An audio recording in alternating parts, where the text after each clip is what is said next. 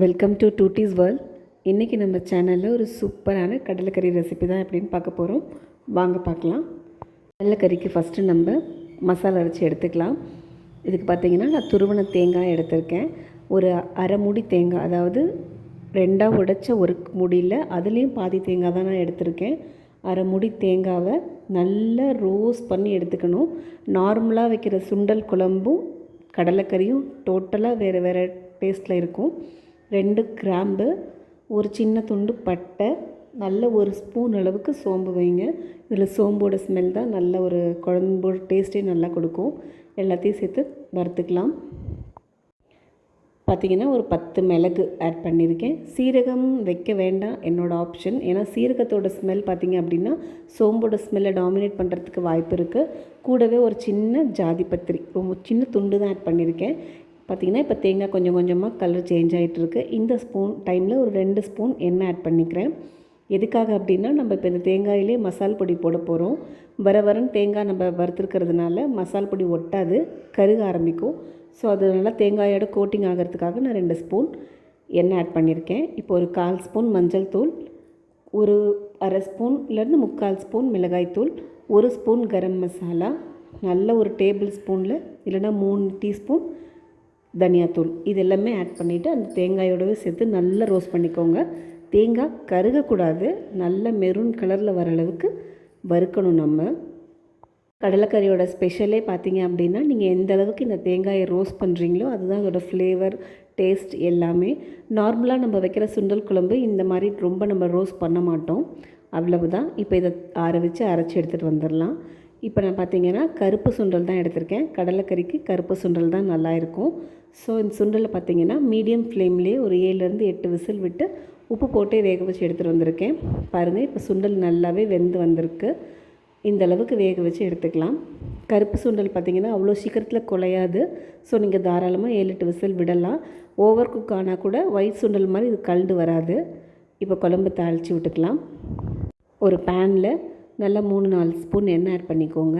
நான் 3 பெரிய வெங்காயம் கட் பண்ணி வச்சுருக்கேன் நீல வாக்கில், அதை இப்போ இதில் ஆட் பண்ணிக்கலாம்.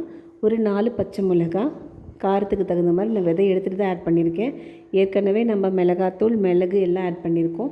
ஸோ காரம் பார்த்து ஆட் பண்ணுங்கள். நான் வந்துட்டு விதையெல்லாம் எடுத்துட்டேன். ஒன்லி ஃப்ளேவர் மட்டும்தான் வரும், காரம் வராது. இதிலே ஒரு கொத்து கருவேப்பிலை ஆட் பண்ணிவிட்டு வெங்காயம் நல்ல கண்ணாடி பதம் வர அளவுக்கு வணக்கிக்கலாம். இதில் இடித்த இஞ்சி பூண்டு பேஸ்ட் ஆட் பண்ணிக்கோங்க. இஞ்சி பூண்டு பேஸ்ட் ரெடிமேடோ இல்லைன்னா மிக்சியில் அரைச்சதோ ஆட் பண்ணாதீங்க. ஃப்ரெஷ்ஷாக கல்லில் இடித்து ஆட் பண்ணுங்கள். அதோட ஃப்ளேவர் பார்த்திங்கன்னா குழம்புல ரொம்ப சூப்பராக இருக்கும். ஸோ கண்டிப்பாக இடித்து ஃப்ரெஷ்ஷாக ஆட் பண்ணுங்கள். இப்போ இதிலே வந்துட்டு நம்ம வேக வச்சுருக்கிற கொண்டக்கடலை ஆட் பண்ணிக்கலாம். அந்த கொண்டக்கடலை தண்ணியோடவே ஆட் பண்ணுங்கள். அப்போ தான் அந்த கடலைக்கறி பார்த்திங்கன்னா அந்த கலர் அந்த தண்ணியிலேருந்து உங்களுக்கு கிடைக்கும்.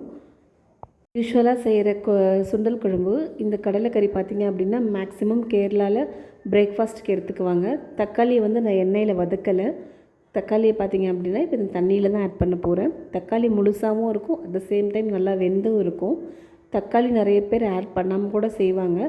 பட் அந்த புளிப்பும் அந்த குழம்புல இருந்தால் தான் அந்த குழம்போட டேஸ்ட் ஃபுல்ஃபில் ஆகும். ஸோ நான் இன்றைக்கி பார்த்திங்கன்னா சின்னதாக 2 தக்காளி பழத்தை கட் பண்ணி ஆட் பண்ணியிருக்கேன்.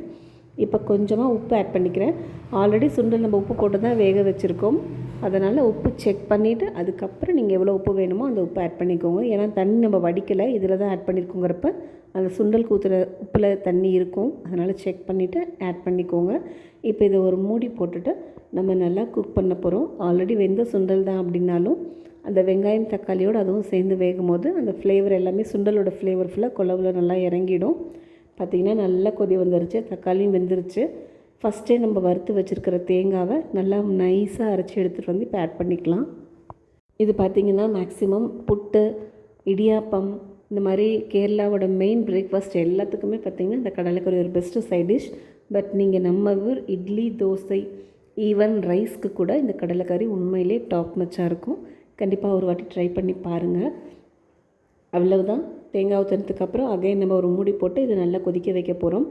கன்சிஸ்டன்சி வந்து நம்ம விருப்பம்தான். கொஞ்சம் கெட்டியாக வேணும்னாலும் சரி, நான் இன்றைக்கி இட்லி ப்ளஸ் ரைஸ்க்கு பண்ணியிருக்கேங்கிறதுனால ஓரளவுக்கு கொஞ்சம் தண்ணி மாதிரி தான் வச்சுருக்கேன். ரொம்ப கெட்டியாக கிரேவி டைப் பண்ணலை.